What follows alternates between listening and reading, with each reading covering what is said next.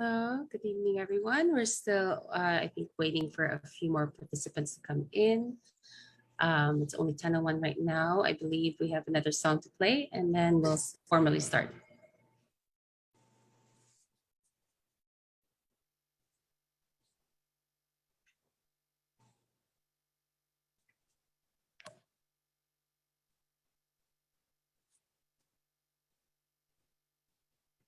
I think Laura will not play anymore. You can go ahead. All right. Well, I guess we're just going to start and we'll let people trickle in. Hello, everyone. Good evening and a warm welcome to all of you and a pleasant morning, especially to the members of the press who are joining us from the Philippines today. Thank you all for being here for part 2 of our press con on protecting the sanctity of the ballot. My name is Laura Nicolas Alaez. I'm the director of Young Philams for Liberty and Justice, and I will be moderating the press con on behalf of the U.S. Filipinos for Good Governance. So we're all here today. The recently concluded Philippine elections has been hailed as the fastest in the nation's history with the biggest voter turnout ever. But on the flip side, there are doubts arising from the statistical improbabilities and allegations of irregularities by concerned Filipino citizens. Among their questions, number one, why were media outlets reporting election returns or ERs so fast in May 9th, even when voting had not yet ended in many parts of the country? Number two, how come the ERs were not broken down into regions, provinces, and cities, unlike in the 2010 and 2016 automated elections? And number three, who programmed the servers to churn out results that mirrored the pre-election surveys? To shed light on these issues, we have with us 3 accomplished speakers who are experts in the field of information technology. Mr. Franklin Isaac, the former president of the Financial Executives Institute of the Philippines. Number 2, Mr. Augusto Gus Lagman, NAMFREL chairman. And number 3, General Eliseo Rio Jr., former DICT undersecretary. The 3, who are also known by their moniker TN Trio in social media, would like to make a categorical statement that they are not a political party, nor are they being backed up by any political candidate. They are a group of IT professionals whose advocacy is to probe the possible irregularities in the May 2022 election, and in fact, had only ever met when they were invited by a large business organization to shed light on the electoral irregularities. Before we start, we would like to go over our Zoom rules and etiquette for this press conference. We would like to remind everyone that this event is recorded and is currently being live streamed at the USFGG Facebook page. Please make sure to mute your mics when it's not your turn to speak to avoid distractions. And we already pulled the questions that were sent via the registration link for this event. But should you have any additional questions, kindly type your name, media outlet or organization, if any, and email address for a response. Here we go. Now that we got that out of the way, I would like to reintroduce our first speaker, Mr. Frank Isaac. He is a retired banker who ventured into software development and electronic operating systems for the banking industry. Previously, he was an executive of Citibank and 2 other banks. He was the former president of the Financial Executives Institute of the Philippines, or FINEX, and served as the chairman of the FINEX Research and Development Foundation. Welcome, Mr. Isaac. The floor is yours.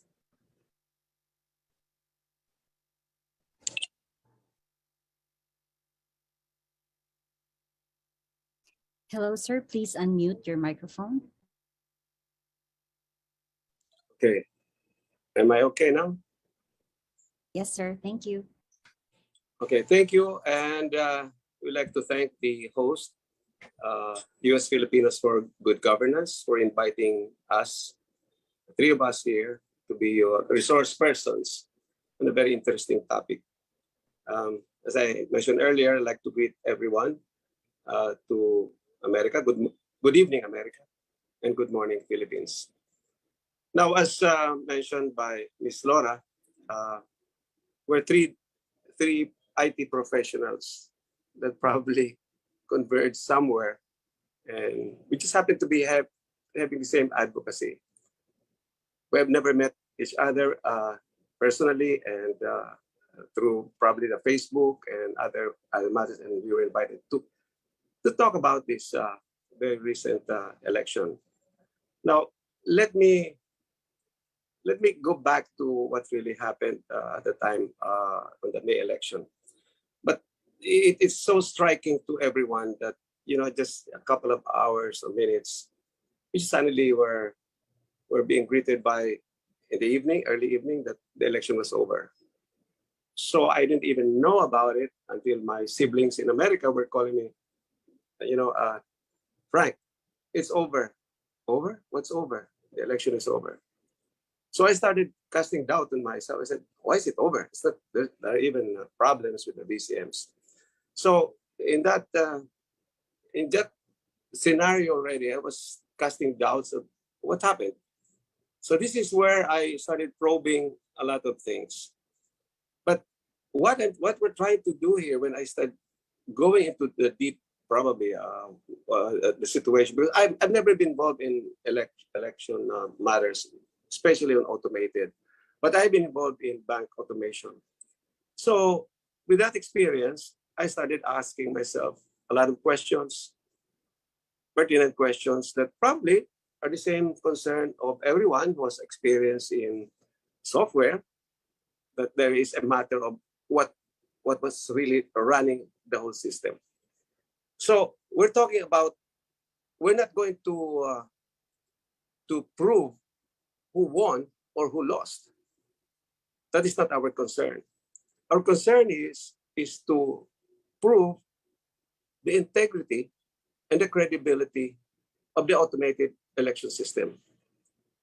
And if you go back to the history in 2004, if you recall, there was the infamous Dagdag Bawas that was still manual. And after which, this was already questioned. The government said, okay, we're going to automation. So the automation took place in the 2010 and subsequent elections, 2016 and 2022. In the 2016, everybody was not really, well, they followed the election results, and the results showed something that, you know, probably is credible until there was protest and other things that happened. So now here comes the 2022. So let me just ask from people like us, if you don't understand, you probably would be asking the same set of questions. So let me present already my task here, being an IT professional for the banking. So I'll be quoting a lot of things that I did for banking, which has the same similarity as the automated election system. Can I go to my slide, please? I can't see my slide. Doon ka na sa ano. Is it possible to show the slide? Nagkaka-echo. From me? Is it from me? Well, let me already start off with this one. The election, the automated election, which I gathered from some people who know about the election system, it's a simple process. The process of the election system is like a 4-step.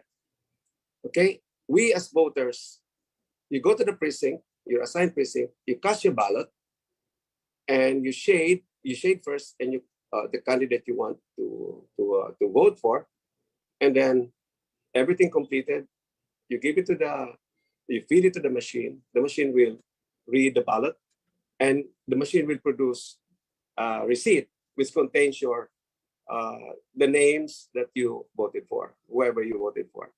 There's no problem with that. That's part of the safeguards. Of course, going back to the safeguards, the source code, this was tested before, goes to the central bank, safekeeping, the RMA. That will be discussed later. So my task here is simply on the result that election. So first of all, the process. The process is simple process. Now, I said 4 steps because the first thing that will happen after the election is, okay, you turn around, go home, and wait for the result. And at 7 o'clock in the evening, the machines will now be producing what we call the election return, which is the tally of all the votes in that particular precinct. So this can be fed to what we call the transparency server and also the COMELEC server. When these are fed to this come in seconds and minutes. Now, what amazed me, what really surprised me was that this was coming in batches of 10, 20 million, 13, and up to 30 million in a couple of, 1 hour or so. And that will be discussed later by my colleague here.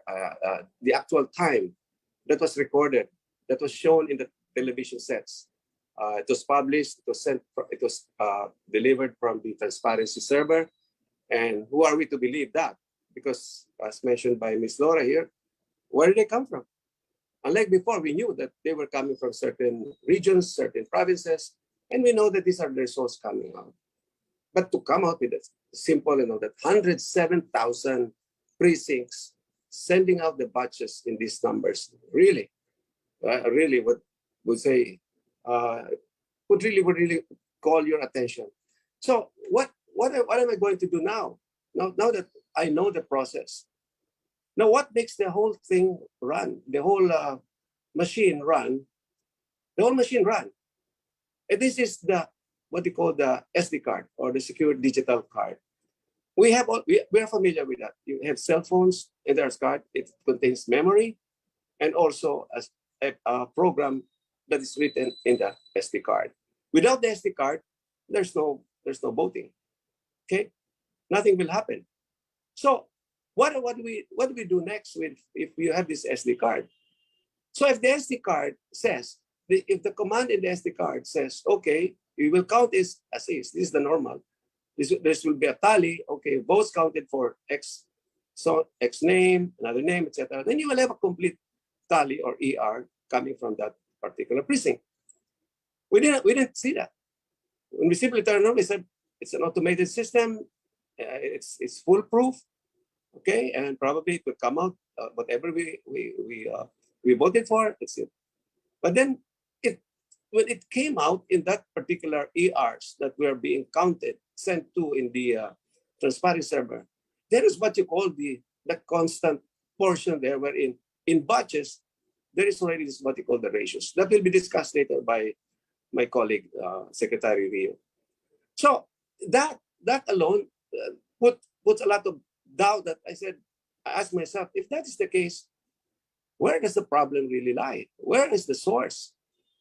So if the source is in the ER, how did you produce the ER? Who was reading the ER? Who was producing that? It's the SD card, of course. The SD card is the most powerful. It's like my program that I designed for banks. The design I did for banks were simply that, the thing is, when you design for banks, you are protecting people's money. And that particular system that I designed for banks, and I've been doing this for the last 20 years, it produces, my system produces, for example, foreign exchange. It's an anti-money laundering. So the banks like it. They bought the system because it protects them from losses from foreign exchange loss, people who are doing money laundering. Now, in the case of the election system, what are we protecting? It's the ballot that counts. That's our sovereign right. Why will this be compromised? I ask myself. In my system, it cannot be compromised because Bangko Sentral, which is the regulatory body, will take a look at your system. They will test and retest and retest until they're convinced that this is okay for the banks to use. See, I have to go through that. But how about this automated election system? There's no regulatory body. Nobody inspects. That's why when I ventured to ask, what happened? Okay, from the time that this was probably shown to certain observers, it was tested. The machine was tested. You feed a ballot, it comes out naturally. But there is a gap. There's a gap between the time that this was tested and the time that those particular SD cards, when you program them and install them in the BCMs and distributed them to 107,000 precincts all over the country, what happened? There were no IT witnesses. neither was anyone allowed to check whether the SD cards contain exactly what was said. So that again, I said, what's wrong? So to my mind, I asked myself a lot of things. I said, what could have happened there? So I said, if there is any way that we can check, is that we have to look into all these SD cards. Now, the other question that I would now ask, probably address this to the COMELEC people, because I got feedback also from other people also. Who gave that contract to certain group, this programmer or whoever this contracting party? Who did you give the contract to? Who designed the program? People have the right to know that. Who was the one who programmed that? And then what was the program? Were there features described? Because in my program, I always describe, this is transparent. I show it to the client. This is what it does. And we test and test it. But in this case, does anybody know what the SD card, what's in the SD card? Nobody. But then what is important is what we can see right now is the output. Now, this thing that you say, we all say that it comes out in these large numbers being fed into the transparency. I was asking if I know who the programmer was or programmers were on that SD card, then I will be able to check out.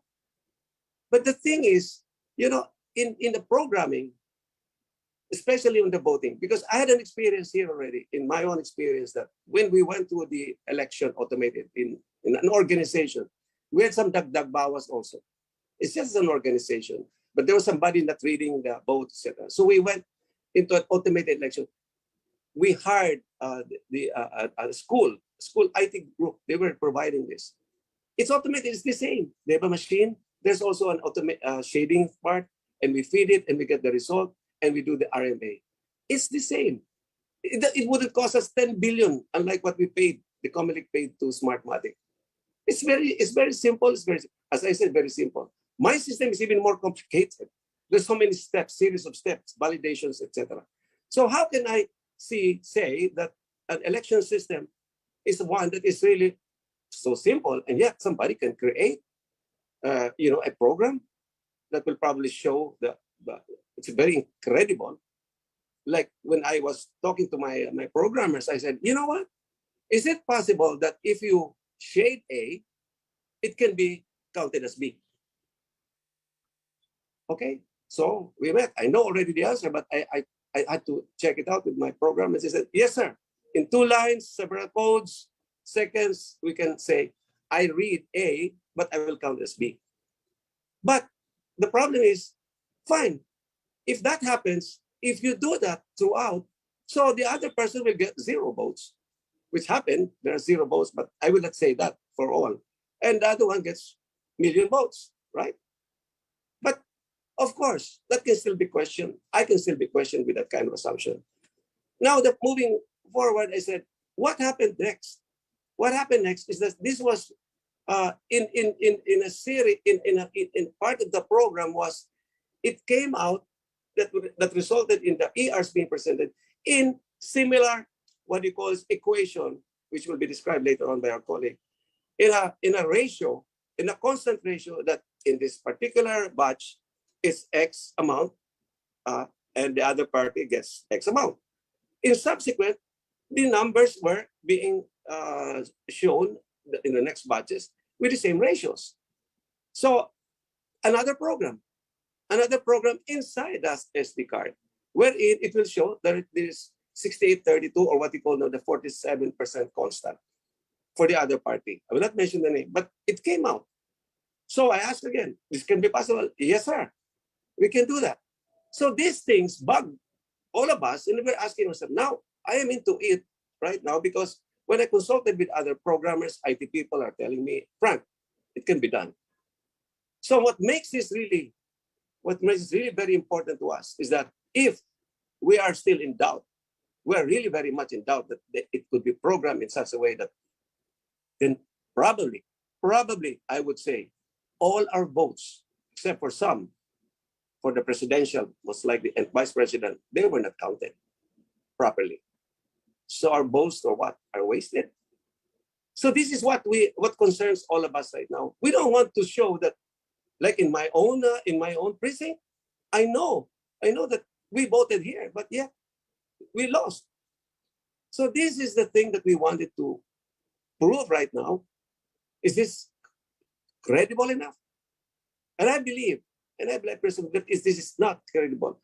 I have other slides there that I would try to show that, of course, the controls that should have happened. What should have happened? Okay, there is no provision in the control with regard to an IT controller. The installation, the before, during, and after on the SD card. None whatsoever. So nobody knows. Okay, so what's next? What's next for us to do? And I say, okay, if we cannot, somebody from the Comelec says, we file a protest, but we are not a party. We're not a defeated candidate. We cannot go to the presidential electoral tribunal. We are just simply IT professionals. So we said, probably we can launch something like what happened to one province, and I will cite the name, is Pangasinan province. Okay, not because of this candidate, but because the people, they didn't believe that the candidate lost in such substantial numbers, and the person probably is known to all. And the one who won was really like lagging behind, and yet that person won. So now what they did was the people themselves, 120,000, signed a petition to the Comelec. This happened about 2-3 weeks ago. And the people there, they saw what we're doing. They came to us. And they said that if this is, they requested now the Comelec, local Comelec, to allow them to open the ballots and count the ballots, to have the ballots be counted. So if this is being done, what's next for us to do? They said, can you take a look if ever they want on the SD cards? I can audit the SD cards anytime. It can take us only a week. We don't have to go through all the 107,000 to prove whether these SD cards were probably compromised or probably who that person is did that. So, as I said, I can do exactly what these people did. I can program it to show that favoring one candidate if I were the party. It's easy. It's only a 4-step. So now here we are. We're banking on what kind of, say, a legal problem, etc. We're not talking about legal here. We're just talking about our being IT. So that part, the petition, is very important. We encourage people to go out, and probably sign a petition to their local Comelec.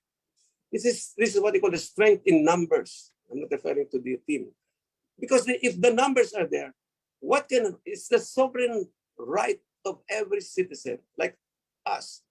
We want to know what happened.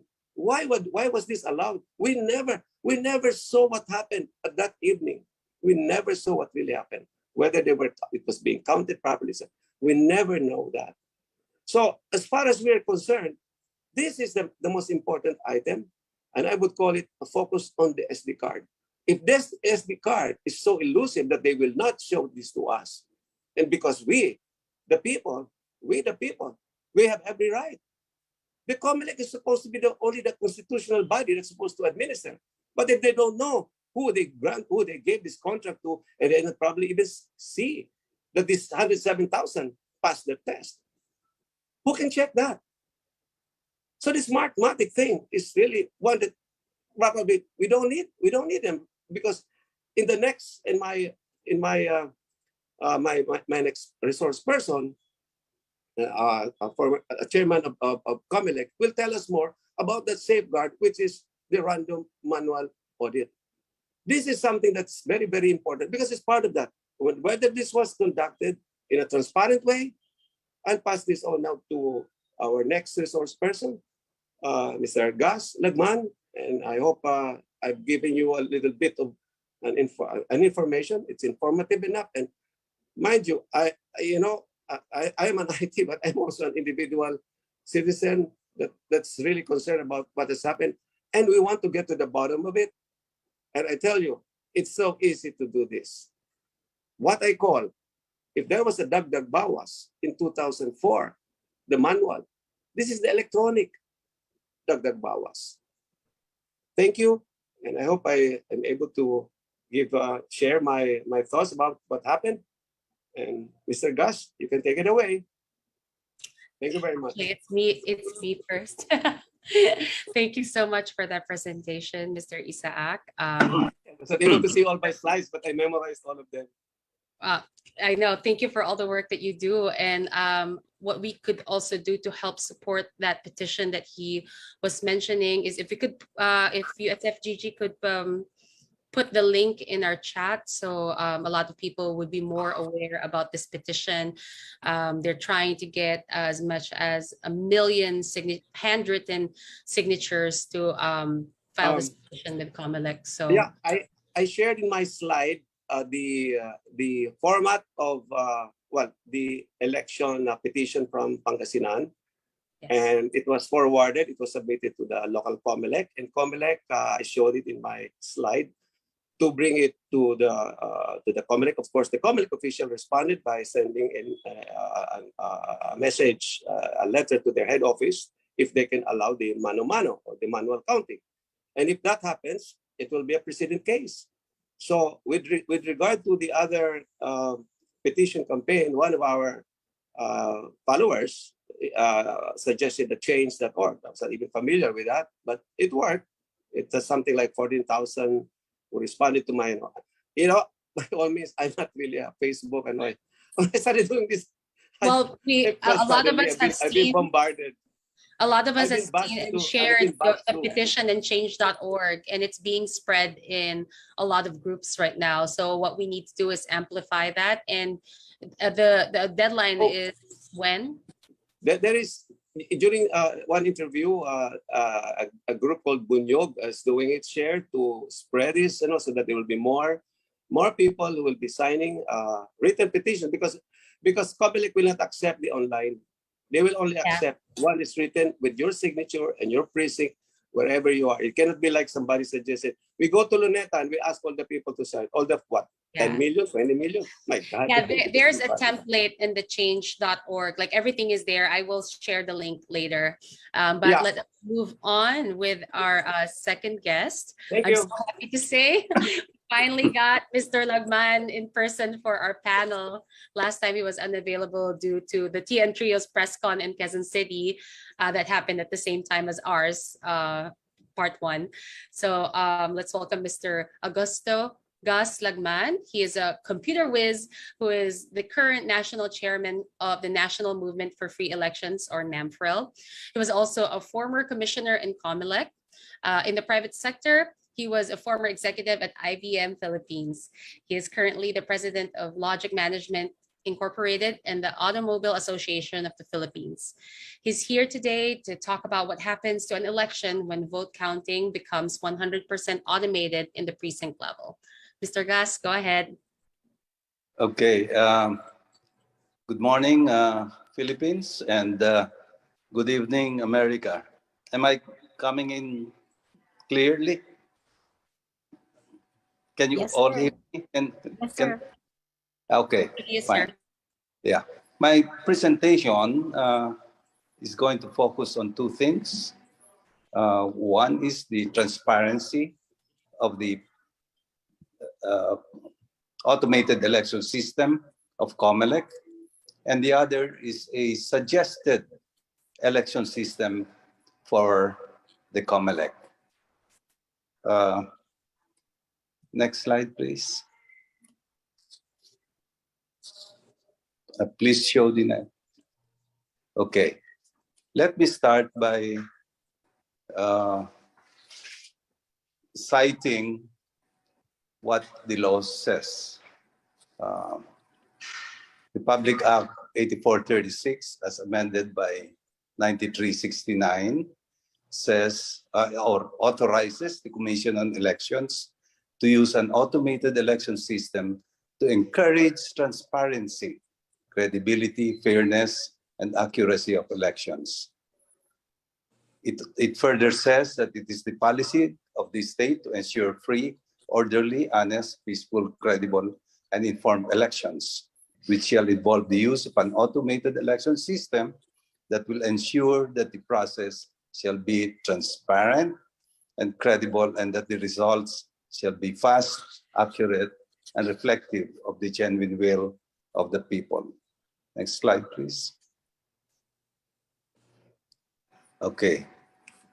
Shown here is the timeline when our elections was still manual. As you can see, the manual precinct counting takes only about 5 to 12 hours. What takes very long is the canvassing. It goes to the city municipal board of canvassers, the provincial board of canvassers, and the national board of canvassers. Just by looking at this timeline, we can see that the automation should address the canvassing because that's the one that takes some 40 days. The precinct counting only takes 5 to 12 hours. No. However, COMELEC chose to automate the precinct counting instead, but of course it also automated the canvassing. But automating the precinct counting cost us 10 billion pesos. Automation of the canvassing only cost roughly 300 million. We have been telling the COMELEC that they should focus on the one that takes long, which is the canvassing, because precinct counting, once you automate the precinct counting, we lose the transparency. Unfortunately, despite our discussions with them, the recommendation has remained unheeded. Next slide, please.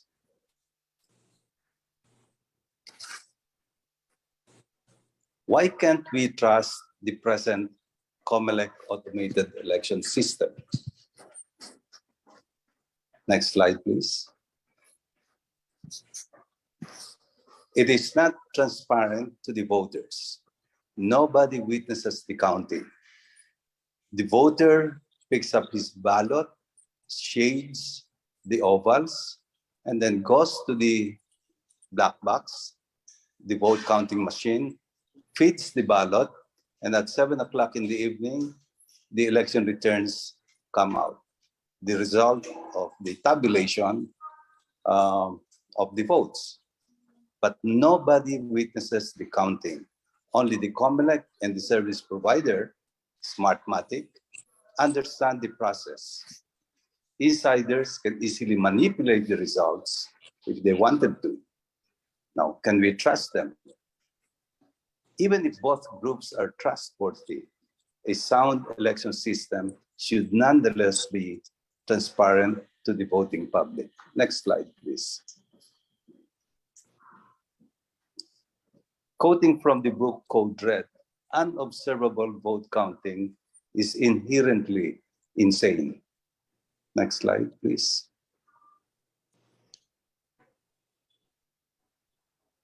What I suggest we employ instead is a hybrid system. Briefly, this system will entail manual precinct counting for transparency and automated canvassing for speed. Next slide, please. Here we can see the volume statistics.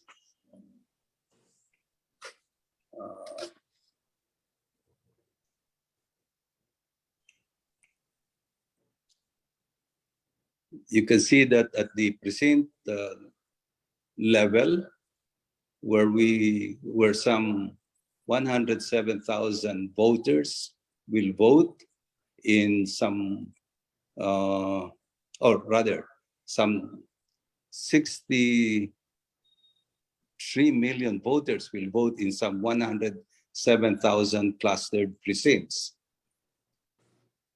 The consolidated votes will then go to the municipal board of canvassers, and there are some 1,800 of them.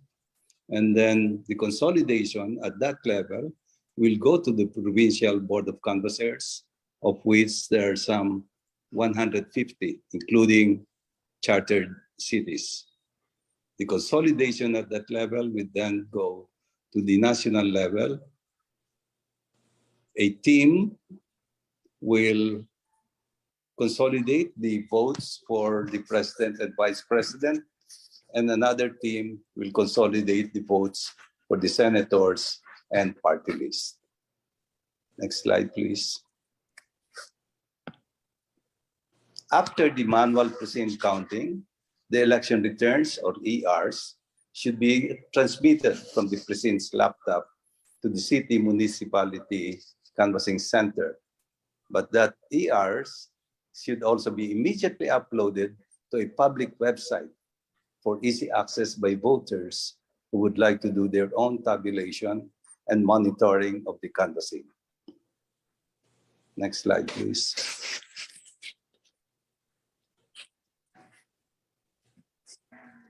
If we shift to manual precinct counting, meaning no vote counting machine, we would be able to eliminate the VCM source code review and review only the canvassing software, the final testing and sealing, or FTS, at each and every precinct, in each and every precinct.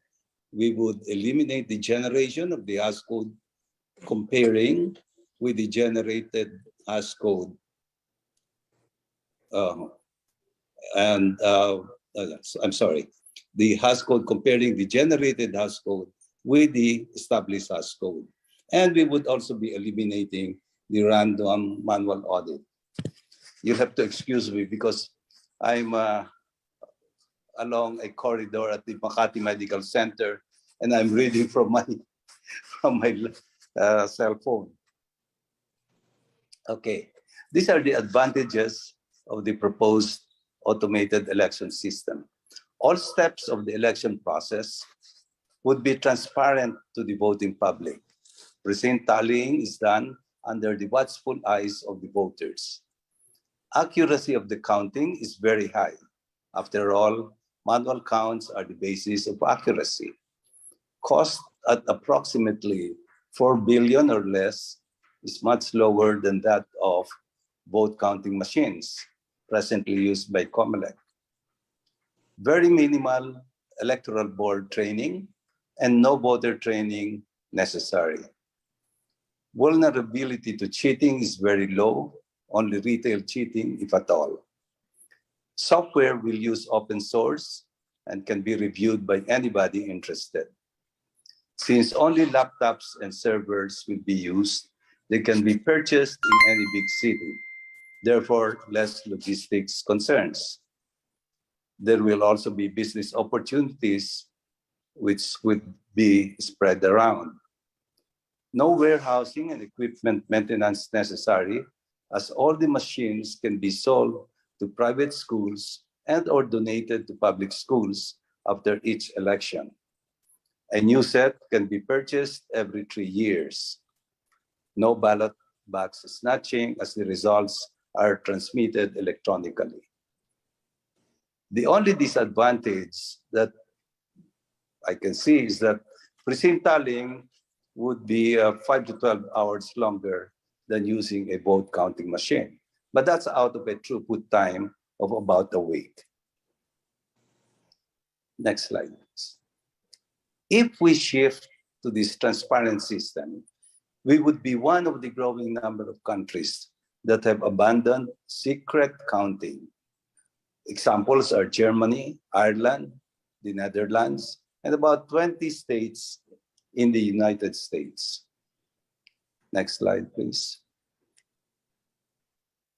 Why did many countries abandon e-voting and secret counting? It is not transparent. Because counting is automated, nobody witnesses the counting. There is no trusted document. All the documents are machine processed. It's very vulnerable to tampering by an insider. Worse, we won't even know. The software could have bugs and or malware.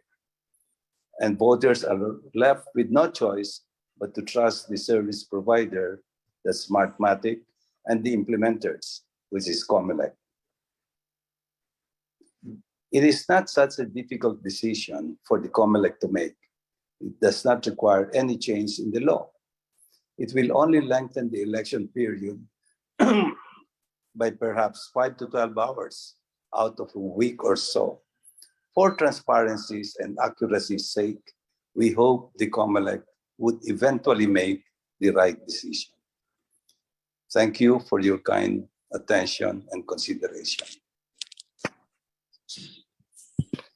Thank you so much, Mr. Gus, and I hope everything is okay. We didn't know that you were in the hospital corridor right now. Yeah, it's a minor procedure on her shoulder. Okay. So she's inside. So Well, we're sending her all the healing vibes. So as we've seen from Mr. Gus's presentation, there is a huge loss of transparency happening when vote counting is 100% automated, which is why you recommended hybrid vote counting, right? In fact, other countries are already moving away from it because of how unreliable it can be. And especially now after Mr. Frank's presentation that SD cards could be programmed, like who's to say that all these vote counting machines are accurate, right? So thank you, Mr. Gus. Lastly, we have Electronics Engineer General Eliseo or Eli Rio Jr., who is a retired Brigadier General of the Armed Forces of the Philippines, where he was the Deputy Chief of Staff for Communications, Electronics, and Information Systems. He was formerly the OIC Secretary of the Department of Information and Communications Technology and the Commissioner of the National Telecommunications Commission. He also served as Board Director of Buy-N-Tel, Consultant of Globe, President of TruePhone, and Board Chairman of Next Mobile. Next Mobile. General Eli, the floor is yours. Thank you very much. Good morning, Philippines. Good afternoon, good evening to the other parts of the world. I am going to show in my presentation why Frank and Gus are so concerned about the 2022 election. And after the closing of the election at 7 p.m. on May 9, 2022, around 107,000 BCMs, or vote counting machine nationwide, started transmitting their election returns to the COMELEC transparency server. On a first come, first served basis, the first BCM that can transmit is received by the transparency server. By 8:02 p.m. or an hour past closing time, around 26,700 vote counting transmitted. The results on 20 million votes, and it's where why very fast, super fast. No? Now the official partial results from the BCM that were spurted out by the transparency server is shown in this table. No, first the president, and then the table on vice president, and this table shows the result that were gotten from the transparency server from May 9, no? 8:02 or 1 hour after the closing of the election, and up to May 13 at 3:18 p.m. No, so all of these results we were able to get, took screenshots in the where we can get them. No? And shown in the colored columns is what they call the vote ratio. No? Lenny divided by the votes of BBM gives you a percentage. And for Pacquiao, and so forth. Now, next slide, please. Netizens immediately noticed, no, the very uncanny and consistent vote ratio of Lenny and BBM votes. No, again, this is derived by dividing the votes of Lenny by the votes of BBM and get the percentage. No, and that is done row by row until May 13th. This is very uncanny, no? And it almost never changed. Of course, the COMELEC doing this, no, is because of the consequence of the law of large number. But what is the law of large number? Next slide, please. Okay. The law of large number says that if you do a large number of experiments or trials, the result after that large number will give you to the expected value. No? And there are two aspects of the law. No? We have the strong law of large number, which could be seen in tossing coins or rolling of dice, and the law of weak number, which the result converges to a probable, no, value. Example, before the election,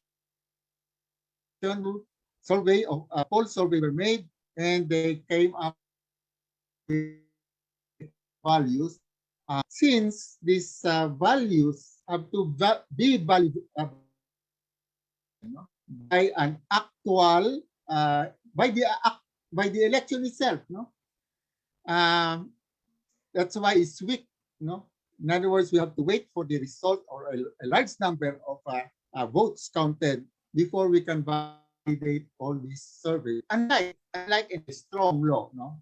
When you, for example, roll the dice, after so many number of trials, you will get, you are surely, no, to get a 3.5 average, no, from phase 1, phase 2, where there are 2 dots, 3 dots, 4 dots, 5 dots, 6 dots, assuming that the chance of the phase with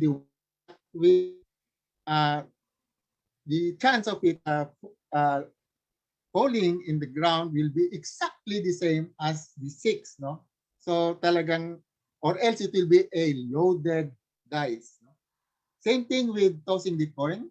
It is either it will fall tails or heads. And after a number of tries, you are sure that it will go to 50% of the time will be heads, 50% of the time it will be tails. But unlike election, poll surveys were done using small numbers, no? Maybe up to 2,000 to 3,000 people were surveyed, no? So this is weak because, you know, it's a probability. You cannot be sure that it will be the election result will be what is predicted by this poll survey. Next slide, please. Okay, so here is where we made further study, no? And then we found the irregularities in fact.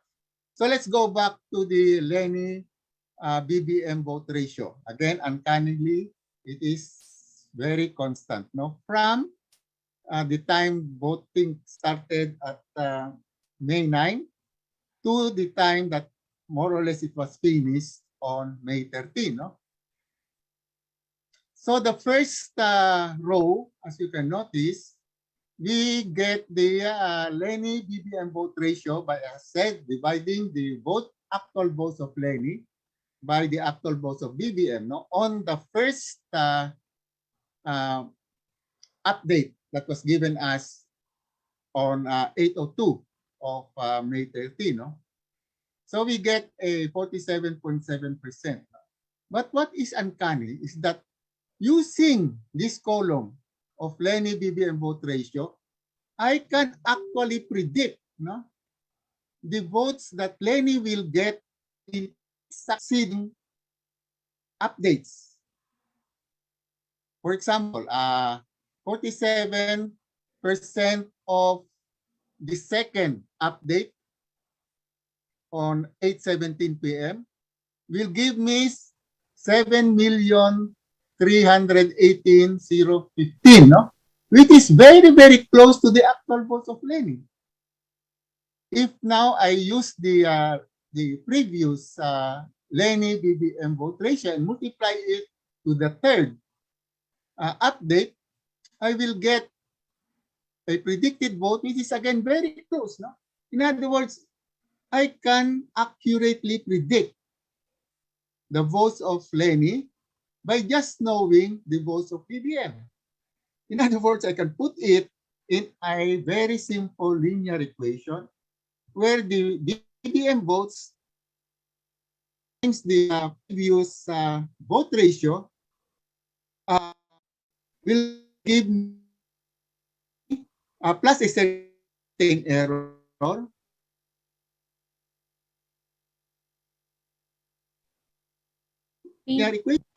began to emerge in the result of the transparency server. No, this is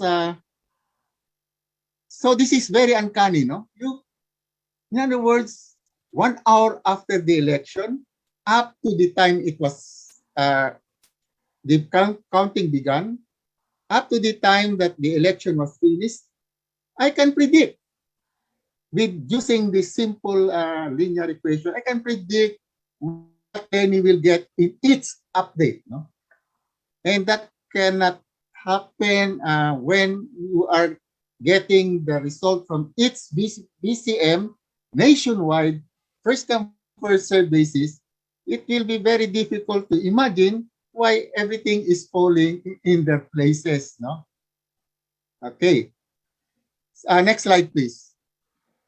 That same equation is also there with Pacquiao, the second placer in the president. No? You'll notice the vote ratio of Pacquiao multiplied by the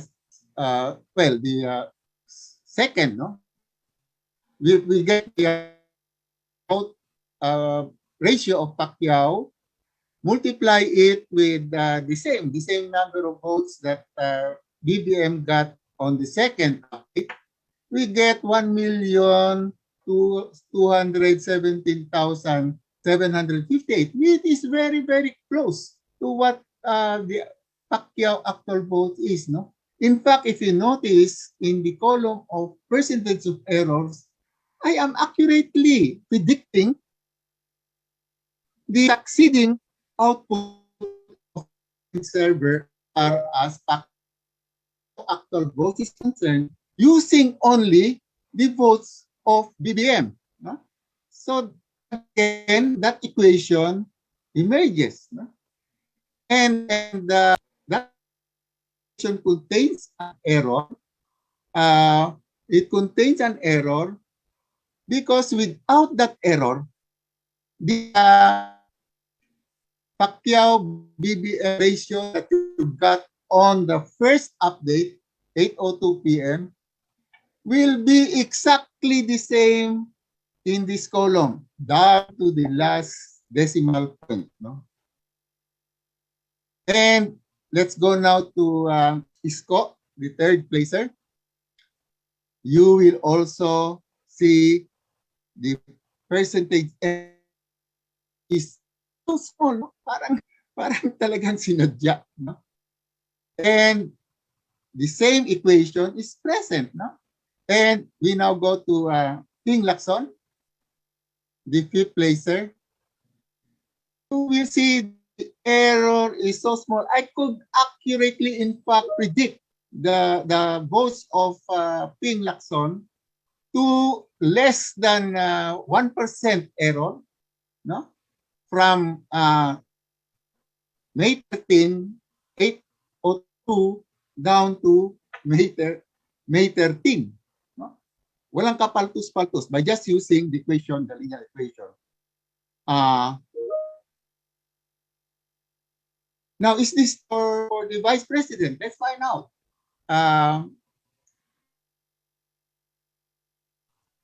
Sara, again, we use the same equation. No? Kiko Sara vote ratio multiplied by the actual vote of Sara will give you a predicted vote for Kiko, which is less. You see that from the can list them off so uncannily accurate. And also now Tito, third placer, same. In fact, here you can see some of the percentage accuracy of from one update to another is is very similar. No? So people, if they only look at the votes of Sarah and votes of Tito, and without doing the computation that is shown in the linear equation, we say nothing seems to be amiss. No? But you cannot have this very, very accurate prediction, no? Gotten from the actual transparency server if it was not programmed or some programming was done. Okay, so next slide, please. Next slide, please. Okay. Now, what is the significance of the same this relationship of chess, no? Of vote ratios? It will result to a very highly improbable updates of the commonly transparency server. No? Now here, in this presidential candidates, in each row, in each update, no, starting at 802, the vote of BBM plus the vote of Lenny plus the vote of Pacquiao plus the vote of Isco and Ping, and on 803 we get the total of votes that were counted. No? So we get the total. Now, if you divide the votes of BBM by the total that's gathered at the first election, it will be 60% for BBM, 20% for me, 5% for Pacquiao, 4% for Isco, and 2% for Ping. That is on the first hour. But as you go down to May 13, it is so uncanny that the percentage of the votes never changed. No? Look at Isco and Ping. No changes at all. Again, this cannot be explained, no, by the law of large number. No? This very, very consistent and uncanny result. It is very much more probable that this was programmed, pre-programmed, no? To aim a layman's opinion.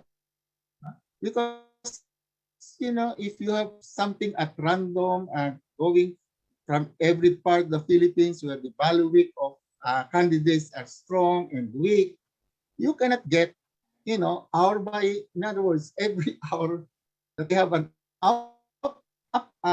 update, no? It's almost impossible or very improbable that you get a very, very, these are the things that, COMELEC has to answer. You cannot explain this by just saying, oh, that's the law of large number, because it is more probable the results were programmed. No? So why are they not looking into that aspect? Why are they explaining to the people, oh, that is because of the law of large number, when in fact a program manner in which the election was is more probable, no, than saying that it is as if saying that you have survived this strike of two lightning that occurred in the same place, no. Okay, I'll start my video. Okay. Okay, am I still good? Next slide, please. Next slide, please. So these are very amazing results. We never saw such results so brazenly provided the people, as if, as if the public will not be thinking anymore. Let's accept the result as is. And we can explain it using a jury. In other words, why use a jury when the result of an election should be, should be unquestionable. No? Now look at the senatorial candidates.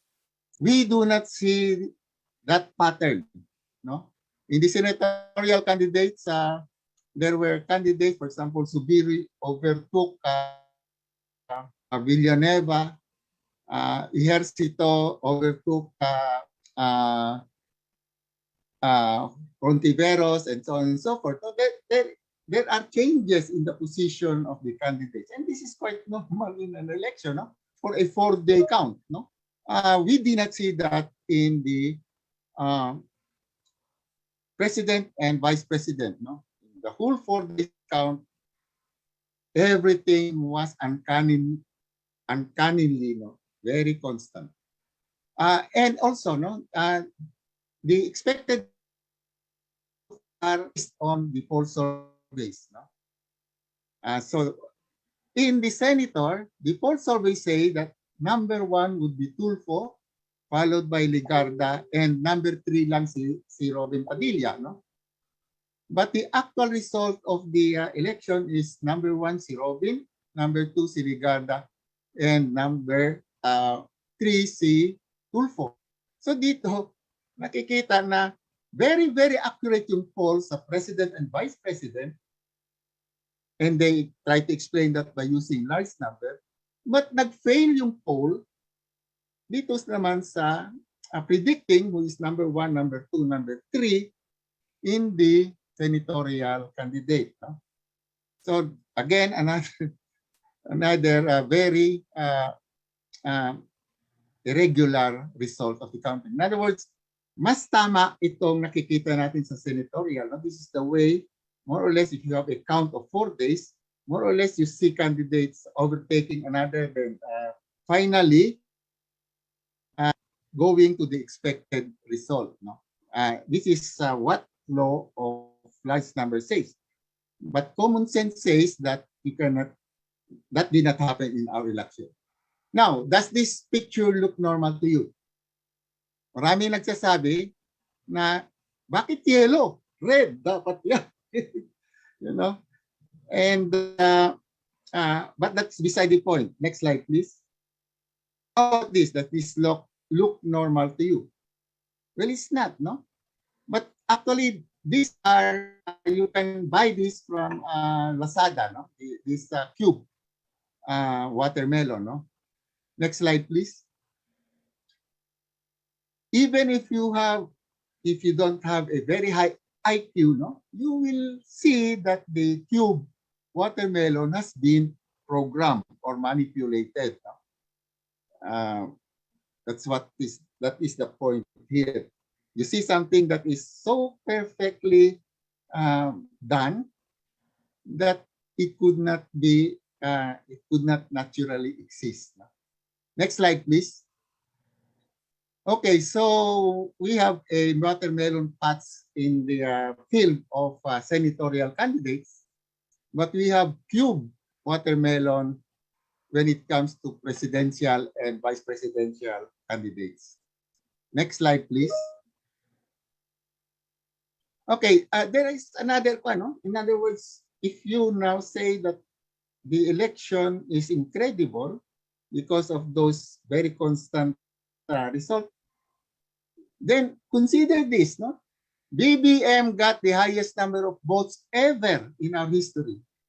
Almost twice the number of votes gotten by the record holder. It is President Duterte, no? He got 16 million in 2016 compared to 31 million that BBM got this year. It is the first time in our history that a vice president got higher votes than a president, no? That never happened before. First time that both president and vice president have higher votes than the top notcher. Never that it happened. And that is almost improbable also because Statistic will show you that the topmost senator, no, from the time we started electing after World War II, the senator will always have a higher vote than the president, no? Because somebody will vote for BBM, Padilla, Eleni will vote for Padilla, and so on and so forth. So if it will really and here Padilla got 25 million less than the votes of BBM. That means, if you can imagine this, that means that 5 million who voted for BBM did not vote for Padilla. No? When in fact Padilla is the number one, is being always in their campaign. No? Next slide, please. Okay, so this is the observation. I will just concentrate for lack of time already on this last two. No, the vote ratio were included just to make it not so obvious that it is constant. No, it was further observed that there are clear indications that the election results have been manipulated. And the fourth observation is that these events are statistically improbable. No? Even high school, studying statistics will say this, no? And appear to have been programmed. Ito nga ang sinasabi ni Frank, no? That's why he wants to have a forensic study of all those SD card. Actually, ipoprogram mo lang to sa memory card, no? Sa SD cards. You don't even have to touch the BCM machine. They are using the law of large number, a theory, no? to explain all of this. When in fact it can be seen, or why don't they show the actual count? Then lang, no? It is what we are trying to tell. No? In other words, why explain to us a theory? Why get sampling and actually count them and compare them with the SD cards? No? If you have nothing to hide, kung talagang totoo ito, you should be, in other words, these are lingering, results. In other words, if these are unanswered, no? Next slide, please. Next slide, please. The intention of this is not to question the legality of the results. It should be the losing candidate or whoever who could do this, no? But we question its credibility, no? It answers crop up. So many answers crop up that are brought about by this observation. And if these questions are unanswered, it will be unfair to both winners and losers of the election, and more importantly, it will be unfair to the Filipino people. No? We focus on the fact that there was lack of transparency. No? What Gus Lagman described is, these are safeguards that were not followed by Smartmatic system. It's transparent, no? Beginning with the printing of ballots and configuring SD cards, the memory cards, without any witness. And this is the first time it happened. No? If NAMFREL has not discovered this, they could have, configured the SD cards, the whole 107 SD cards without any witness. No? Buti na lang pero nakapag-configure na sila ng mga about 80%. So 20% na lang talaga ang na-witness. No? The poll watchdog was fed the same data of the transparency server, and they don't have any way to independently verify yung authenticity of what they're getting from COMELEC. No? Galing lahat sa COMELEC eh. No? So parang ang ginawa lang ng PPCRB, the watchdog, was to manually count the same result, the same ERs that is being fed to the transparent server. So talaga naman, yung kung anong manually count nila, yun din ang makukuha mo sa transparent server. And yung kung gusto natin talaga yung RMA, yun ang sana another safeguard that will show that the ballots inside the that was fed to the BCM counted manually should be the same as the result ERs transmitted by the BCM through the SD cards, no? But no independent body can assure the voting public that the 757 ballot boxes randomly selected when changed, no? When to conform with the transmitted result, when the ballots was transported from wherever in the Philippines, so from Mindanao, from Luzon, and from Visaya to Diamond Hotel. No? That took the transporting took about a week or so. No? So kung mayroon doong ballot box na iba yung hindi kinount talaga yung totoong ballots na sinaydan ng mga voters natin, no? They could easily remove all that set and put it with another set of ballots that will conform with the SD transmitted results. So these are things that are hanging in our minds. Next slide, please. Next slide, please. Okay.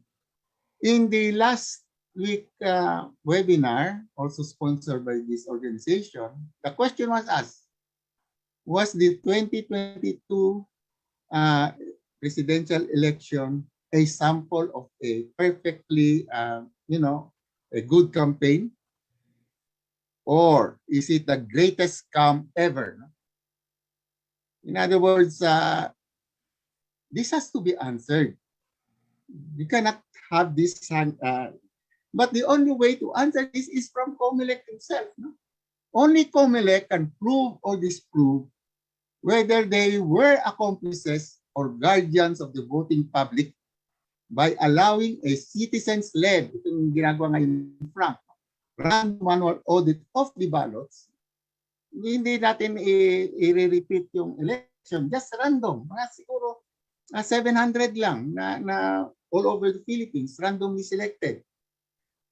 And a digital forensic analysis of the SD cards. Ito nga sinasabi ni Frank, no?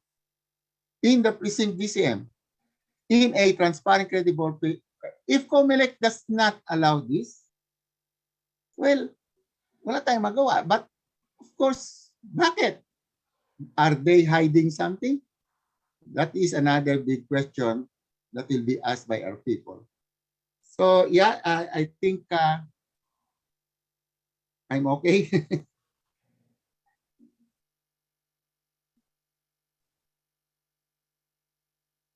Hello. Yeah, I thought there Hello, was yeah.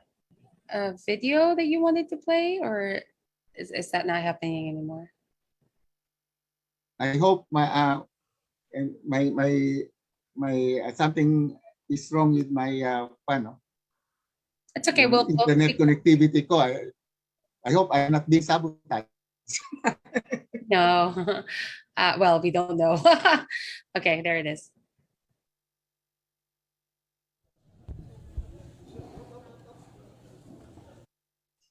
Maliwanag na eh. Na talagang Smartmatic, ang kanilang ipinagbibili, ang binibenta nila, hindi election system. Ang binibenta nila ay dayaan system. Dahil maliwanag na 2010, mula nung pumasok sila, 2013, 2016, marami ng instances at na-prove na talagang meron silang ginagawa na hindi sumusunod para baguhin ang resulta. At sa aking palagay, even COMELEC has admitted that. Because on the subsequent hearing to the exposés of Attorney Glenn Chong, the subsequent hearing, sabi nila, we will study the possibility of a hybrid system because it is very clear that we cannot trust the Smartmatic system. And so I hope that we come, the ideal, alam naman ninyo, ang dayaan nung manual ay sa canvassing, di ba? Magka-canvassing ka sa presinto hanggang sa bayan, yung canvassing na yun, pwede nang kalikutin yun. From mula sa bayan hanggang sa probinsya, another chance to interfere. Probinsya hanggang national, another chance to interfere. So sabi natin, tanggalin natin yung canvassing, bilisan natin. Yung delay, doon nagkaka-problema pagka nagka-delay. So bilisan natin para wala nang chance na pakialaman yung resulta. So ginawa natin electronic. Hindi naman talaga yung Smartmatic, wala sa lahat ng batas, sa marami sa mga regulation, sa marami mga safeguard, hindi naman sinundan. So gumawa sila ng sarili nila. At marami silang ginawa na hindi pinapaalam sa COMELEC, hindi pinapaalam sa mga kandidato, sa mga partido. And so that is very clear already to me. And so, pag hybrid, halimbawa, yung hybrid, yung sinasabi ay presinto sa pagboto ay manual, sa pagbilang ay manual. So palagay ko tama yon dahil yung manual na bilang, bawat presinto pwedeng bantayan yan. May technology na, i-live stream mo. I-live stream mo yung pagbilang. Hindi, kahit nasa bahay ka, pwede ka maging watcher. And then, electronic transmission. Pag natapos ang bilangan sa presinto, i-transmit ka agad sa COMELEC, sa transparency server, kung ano yung resulta sa COMELEC, let's say, Bayan ng Batak, Precinct 3A. Ayan, basta ito yung naging resulta. Ngayon, pag dumating na doon, yung kahit sino pwedeng tignan kung ano ang resulta ng COMELEC sa Precinct 3A ng Batak. Pag sinabi ay hindi naman pareho may problema, pwede na may reklamo kaagad. So that is the hybrid system that I think that, and it is interesting to note that Smartmatic has actually been banned in Venezuela. It has been banned in many states in the United States.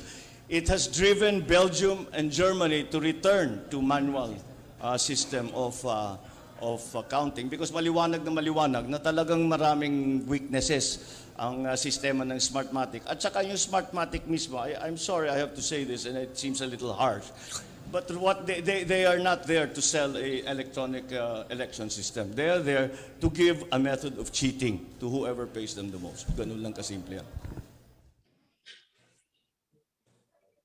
So, okay. So We have tayo ng konting guest, no? Did the pwedeng sabihin whistleblower ito. Pretty much summarized everything that the three of you just said. Seems to know the ins and outs or seems to be very knowledgeable what happens electoral fraud and whatnot. So without further ado, let us start our question and answer portion. We have only about 15 minutes. So again, we've already pre-selected some questions from the registration, and if you have any additional questions or if your question wasn't pre-selected due to time constraints, if you put your name, organization, if any, an email in the chat with your question, the USFGG or the TN Trio will be able to get back to you. So let's start. Our first question: is there a possibility that they already encoded or encoded padded data in the SD cards of the VCMs? A lot of machines conked out during election day, and election officials kept blaming the SD cards, and they had to change them first before voting could resume. Who could answer that? I can answer that. Actually, I cannot answer it directly because we have not seen the SD cards. That's what I pointed out. Am I being heard? Yes, sir. Yes, I hear you. Okay.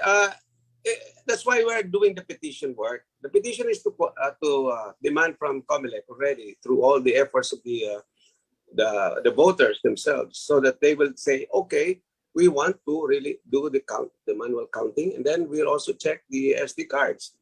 But according to some sources already, that some SD cards were already destroyed.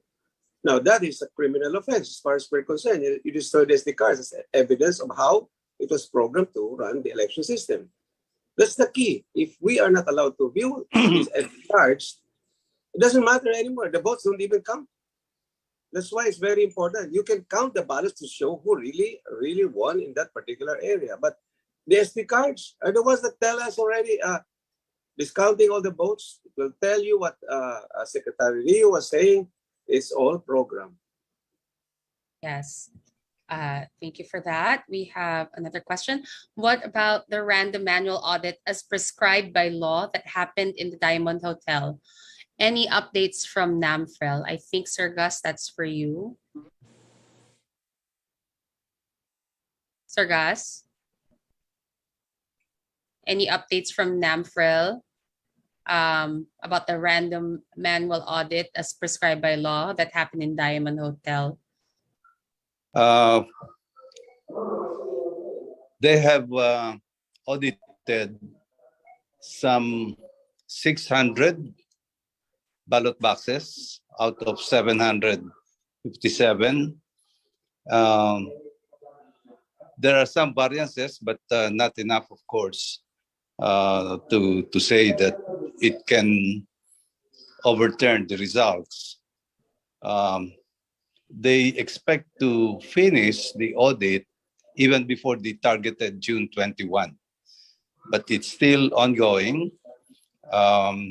They will complete the 757 ballot boxes, of which they have already audited some 600, but nothing really significant out of those 757 or out of the 600 that have been audited.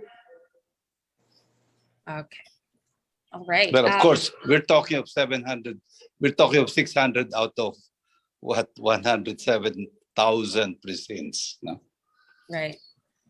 And these are pre-selected by COMELEC, the 600 that you said. It was the as far as I can remember, it was ISACA, Information Systems Audit Control Association, that wrote the program that selected the precincts to be audited. So it wasn't really COMELEC, it was ISACA that wrote the software. But there's really also no guarantee that those were not pre-selected in their favor. Well, or okay, I guess we don't know. We'll never know. we'll never. Laura, if I may add. Yes. If I may add. Yeah. Okay. Even if the selection process is really at random, no. Mm-hmm. The problem is that this selection process was done on May 10, one day after the election. No? So it is a simple computer program that came up with a list of these 757. No? As Gus said, this was programmed by PSA. No? But our problem really is who more or less sure that when those 757 ballot boxes were brought from different parts of the Philippines to Diamond Hotel, who can assure us that no changes were made in the ballots inside those boxes? Nobody can, not even NAMFREL. So that's it. Yeah, we won't know. Yes, exactly. No one knows. Exactly what he just that what was mentioned in that video was what like all that in between. I guess we won't really know. Before I ask the third question, I keep on forgetting. I would like to acknowledge Ms. former Ombudsman Conchita Morales, who is with us today. Thank you for being here. She served as the Ombudsman of the Philippines from 2011 to 2018. Thank you po. I'm gonna proceed to our third question. What about the issue of fixed ratio between Marcos and Lenny? What about it? I mean, General Eli already discussed that in length, but do you want to expound a little bit on that? Oh yes, that was the first time that was noticed, no? I think they noticed it sometime early morning of May 10, no? That there was this almost constant vote ratio between Lenny. They did not notice the other candidates, only the vote ratio between Lenny and BBM, no? So, and this is where immediately COMELEC explained that it is because of the law of large numbers, no? Okay, so maybe, but I showed that it is not only in BBM, Lenny vote ratio. No? It is true for all the major candidates of president and vice president. How can that now be explained? No? Yeah. May I add to what General Eli mentioned? If you look at the 2016, it didn't show this kind of linear equation or probably the law of large numbers. So President Duterte really won. He was climbing up and everybody was predicting Maros, etc. So there was really no what you call this kind of programming done during the 2016 for the presidential, vice presidential. Am I not correct, General Eli? Not really programmed. There was no programming done. Yes, it only the results. In other words, they were complaining already that Smartmatic has to go. 2016 pa, no? You heard BBM said that after he lost the vice president, no? But it is now 2022. It is still here, no? Smartmatic has a staying power because they can manipulate the election. So that whoever, si BBM na nagsabi, hindi na ako.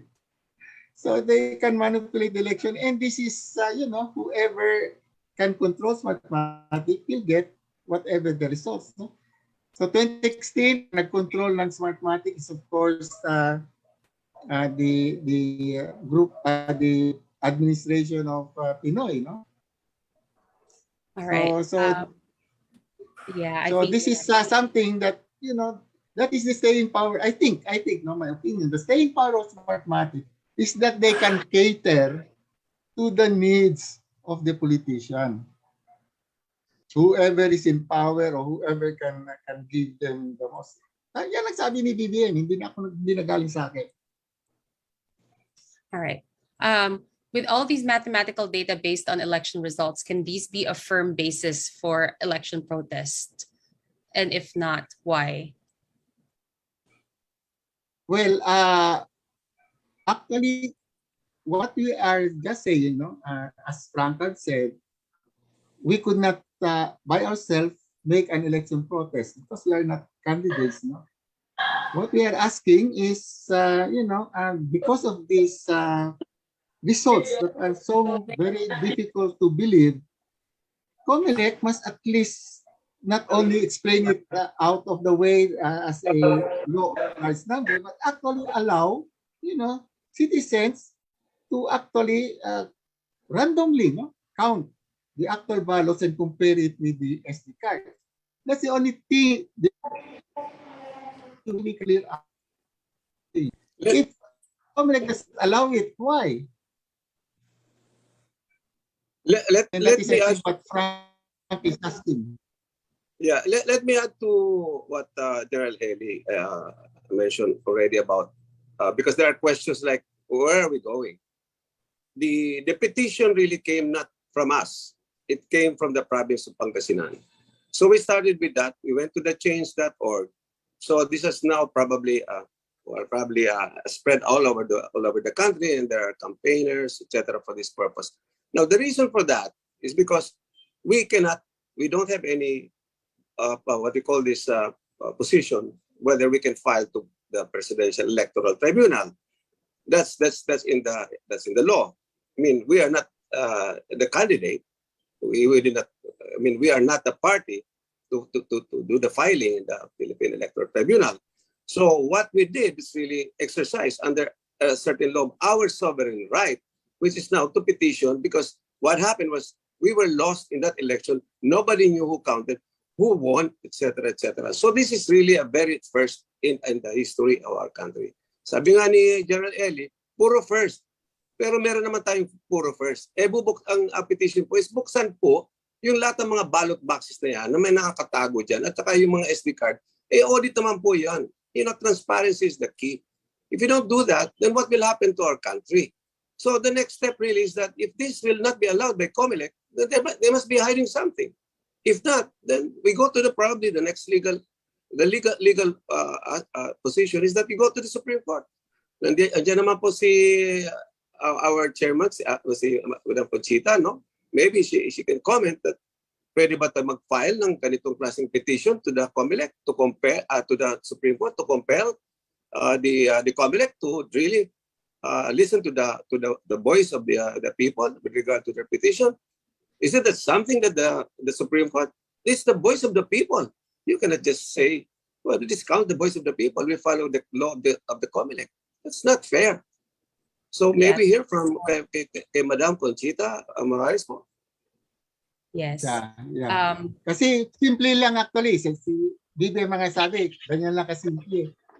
Well, I'm sorry. You know, I'm going to move on to the next question po. If that's Can okay. I say a word?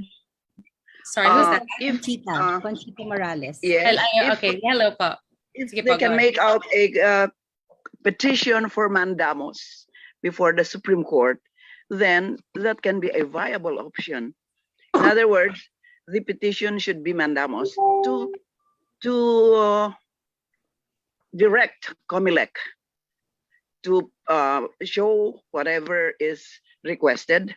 If under the law, COMELEC is mandated to produce any item relating to elections that the people want to be informed with. In other words, again, I keep saying they can consider filing a petition for mandamus. Thank you. Thank you, former Ombudsman. Thank you, Justice. We're so glad you're here. I'm moving on to the next question. Why not put a move for manual counting of all good precincts, and those precincts with chaos and snatching of VCMs should be declared as failed election in that locality? So why not put a move for manual counting of all good precincts? Yeah. In fact, that's what I wanted to say just before you said it, that many of these problems can be eliminated if we just count the votes at the precincts manually. That's a very simple solution. And it will eliminate many of the problems that we're talking about for the last hour or so.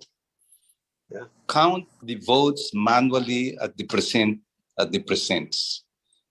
Simple solution. Good precincts is what the question is. If we could put a move for a manual counting of all good precincts, and those precincts with chaos and snatching of vote counting machines should be declared as failed elections in the locality. Is that possible? No. Oh, no. not Okay. a simple. Before you can say failed elections. Okay. All right. Based on an Inquirer News article, what is the ballot face database that COMELEC has erased from the National Printing Office? The ballot face database that COMELEC has erased. So there's been a news item where the database is being erased little by little. Can you enlighten us on that? I have no answer to that.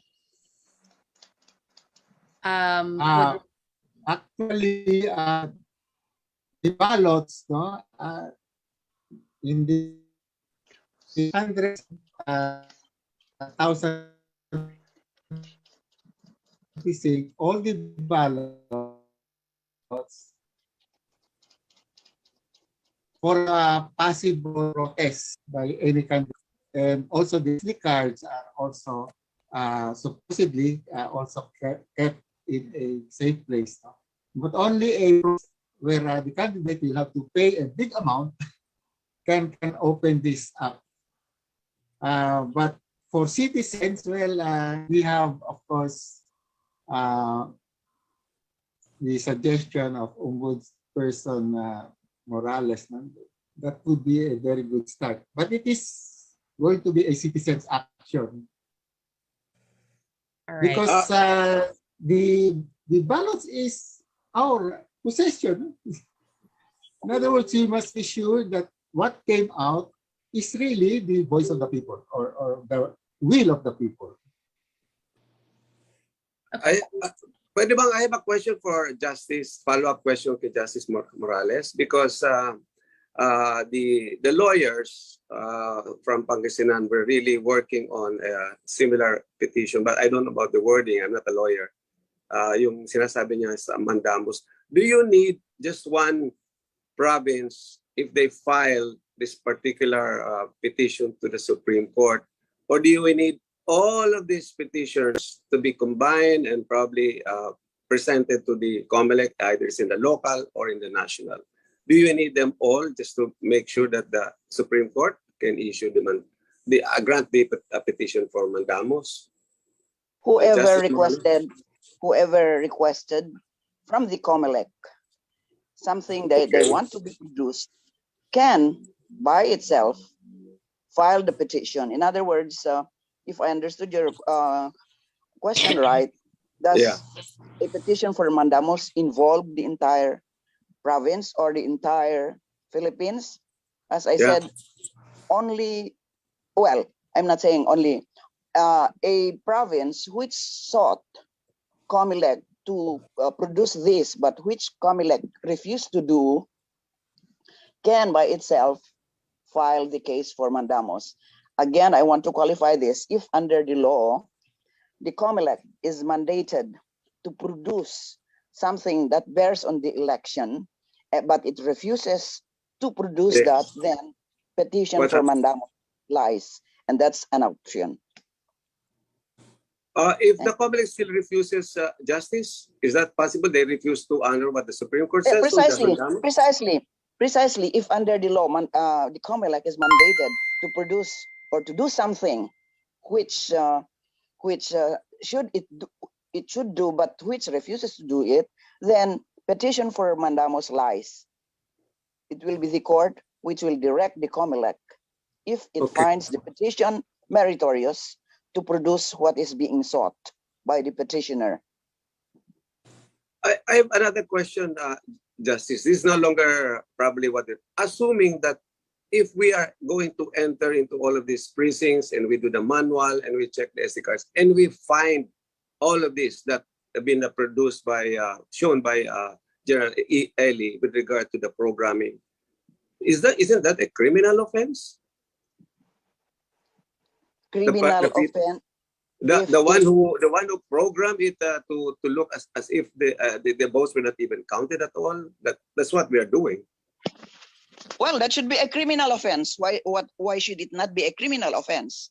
When you're trying to subvert the results of the election, you're trying to falsify. That's falsification of public documents. You're falsifying.